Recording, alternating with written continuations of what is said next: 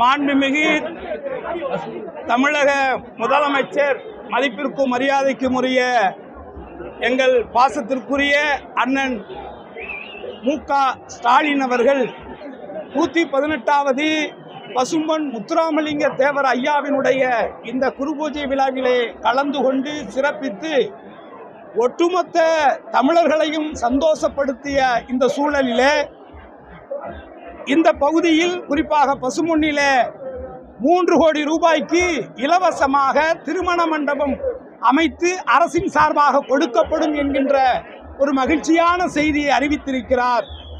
கிட்டத்தட்ட 1967 ஐயா மூக்கையா தேவர் அவர்கள் பேரறிஞர் அண்ணா அவர்களுக்கு கொடுத்த அந்த ஆதரவின் தொடர்ச்சியாக இந்த நிமிடம் வரை தமிழர்களுக்கும் மாநில சுயாட்சிக்கும் இன்றைக்கு பாஜக RSS போன்ற சங் பரிவார அமைப்புகளுக்கு எதிரான உறுதியான நிலைப்பாட்டிலே உறுதியாக இருக்கக்கூடிய தமிழகத்தினுடைய முதல்வர் மாண்புமிகு தமிழக முதலமைச்சர் அவர்களுடைய பலத்தை வலுப்படுக்கும் விதத்திலே ஒட்டுமொத்த முக்குளத்தோர் சமுதாயம் மட்டுமல்ல, தமிழகத்தில் இருக்கக்கூடிய அனைத்து மக்களும் அவருக்கு உறுதுணையாக இருப்பார்கள் என்ற நம்பிக்கையோடு நானும் நான் சார்ந்த எனது முக்குளத்தோர் புலிப்படை நிச்சயமாக மாண்புமிகு முதல்வர் அவர்களுக்கு உறுதுணையாக இருக்கும்.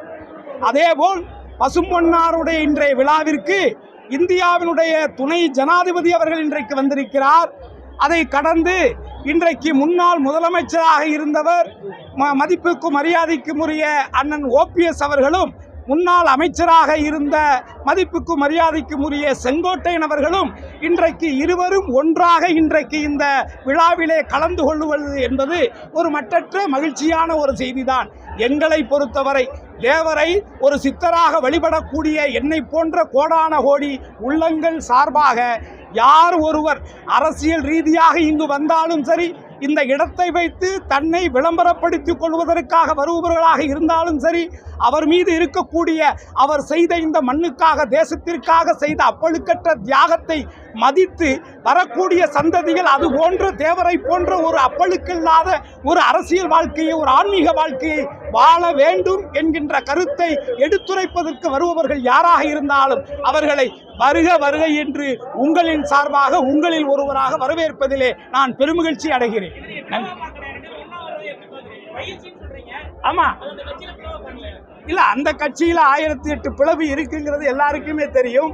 ஒரு மாண்புமிகு புரட்சித் தலைவர்கள் உருவாக்கி மாண்புமிகு புரட்சித் தலைவி அம்மா அவர்கள் நான் சட்டமன்றத்தில் இருந்த காலத்திலே கூட இது யாராலும் அசைக்க முடியாத ஒரு எக்கு கோட்டை என்று சொன்ன அந்த அனைத்து இந்திய அண்ணா திராவிட முன்னேற்ற கழகத்தை இந்த எடப்பாடி அவர்கள் முதலமைச்சரானதற்கு பிறகாக ஒட்டுமொத்தமாக அந்த கட்சியில இருந்த செல்வாக்கு மிக்க அரசியல் தலைவர்கள் அத்தனை பேரையும் அந்த கட்சியில இருந்து நீக்கி இன்றைக்கு அந்த கட்சியை அவருடைய சொந்த ஒரு மாவட்டத்தின் கட்சியாக மாற்றி ஒரு சமுதாயத்திற்கான ஒரு குறிப்பிட்ட சமுதாய கட்சியாக மாற்றிய பெருமை எடப்பாடியாருக்கு உண்டு. ஆகவே நிச்சயமாக அந்த கட்சியிலே இது போன்ற எண்ணற்ற பிளவுகள் வரும். ஆனால் இது போன்ற பிளவுகள் என்பது இன்றைக்கு பாஜக கூட கூட்டு சேர்ந்து, அதாவது எடப்பாடி அவர்களுக்கு முக்குளத்தோர் சமுதாயத்தினுடைய வாக்கு வேண்டும், பாஜகவுக்கு எடப்பாடி வேண்டும். ஆக இந்த எடப்பாடியும் பாஜகவும் சேர்ந்து தமிழகத்தினுடைய அதிகாரத்தை பெற வேண்டும். அப்படி அதிகாரத்தை பெற்றால் இங்கு இருக்கக்கூடிய தமிழர்கள் அத்தனை பேரும் அனாதையாக்கப்படுவார்கள் என்பது மட்டும் உண்மை. ஏனென்று சொன்னால் இன்றைக்கு அந்த SIR என்கின்ற ஒரு சட்டம் இன்றைக்கு அதை எதிர்த்து மாண்புமிகு தமிழக முதல்வர் அவர்கள் 2ஆம் தேதி அனைத்து கட்சி கூட்டத்தை கூட்டியிருக்கிறார்.